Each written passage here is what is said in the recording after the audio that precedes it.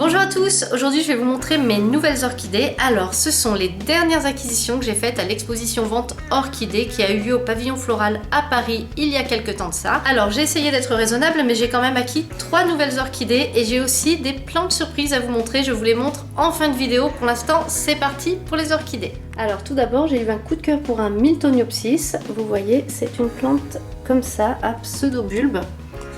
Vous voyez, des pseudobulbes surmontés d'une seule feuille et surtout de magnifiques fleurs qui sont superbes, assez grandes, vous voyez, par rapport à ma main. Elles sont très parfumées, les fleurs. Il faut savoir que les Miltoniopsis dégagent une odeur mais absolument fantastique et qui peut embaumer toute la pièce. Donc j'ai eu un vrai coup de cœur pour ces fleurs. Là, ça tient presque de la peinture. Regardez-moi ces couleurs là sur les pétales, c'est magnifique. En plus, c'était le seul qui était de cette couleur là, donc franchement, j'ai pas résisté longtemps. J'ai fait un petit tour de l'expo-vente et puis je me suis précipitée dessus. Normalement, je vais arriver à la faire refleurir puisque celui que j'avais eu auparavant, j'arrivais à le faire refleurir.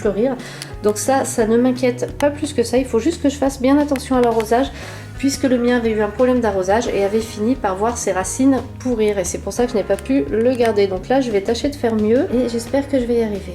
Ensuite, j'ai acheté un petit dendrobium. Alors, il est petit mais il est super fleuri. La floraison est vraiment abondante. Celui-ci, je l'ai acheté parce qu'il me rappelle beaucoup un dendrobium que j'ai eu et que j'ai encore, qui se trouve ici, mais qui a eu, comme le Miltoniopsis d'ailleurs, un accident d'arrosage, en fait des problèmes d'arrosage, qui a fini par voir ses racines pourrir et la plupart de ses tiges pourrir. Donc j'ai pu sauver quelques tiges qui ont donné d'autres tiges, mais pour l'instant il ne refleurit pas du tout, alors qu'avant il fleurissait sans arrêt, il me faisait des floraisons magnifiques.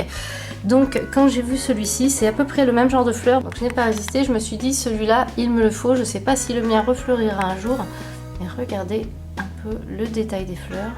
Et celui-ci, c'est le même principe que le Miltoniopsis, je pense pouvoir le faire refleurir sans trop de problème. Et voilà, mon dernier coup de cœur, c'est une Masdevallia. Alors j'en ai vu pas mal là-bas, il y en avait avec des fleurs orange vif, bien plus vif que ça, un orange plus soutenu, mais celle-ci, avec ses fleurs rayées, franchement, c'est trop magnifique.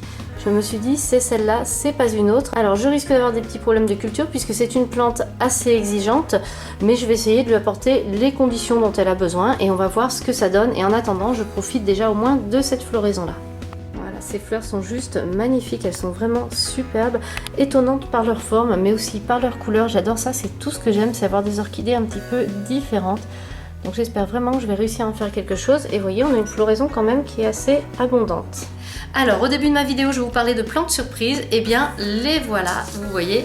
Alors ce sont des Tillandsia, ce sont des plantes très amusantes. Déjà elles ont des formes particulières très étranges qui sont très intéressantes à regarder, et surtout elles vivent comme ça sans avoir besoin d'être plantées dans un quelconque substrat, ni terre ni quoi que ce soit. En réalité elles n'ont besoin de rien d'autre que de l'eau de pluie qu'elles absorbent par leur feuillage, et c'est cette eau là qui leur apporte tous les nutriments dont elles ont besoin pour pousser et pour fleurir. Parce que ce sont des plantes qui fleurissent. Regardez celle-ci, j'espère que vous allez voir, oui voilà, regardez celle-ci, elle a une tige florale donc elle va bientôt fleurir. Donc ce sont des plantes vraiment exceptionnelles. Comme elles n'ont besoin d'aucun substrat, vous pouvez très bien soit les poser comme ça sur un bureau, éventuellement les coller sur n'importe quel support avec un pistolet à colle, ou encore les accrocher avec du fil sur un support. Donc ces plantes là, c'était l'achat totalement imprévu de l'exposition vente. J'ai adoré leur forme si particulière, le fait qu'elles puissent fleurir et surtout le fait qu'on n'ait pas besoin de les planter dans quoi que ce soit. On peut les poser quelque part, on peut les accrocher quelque part, c'est vraiment extraordinaire, c'est intriguant, ça m'a plu.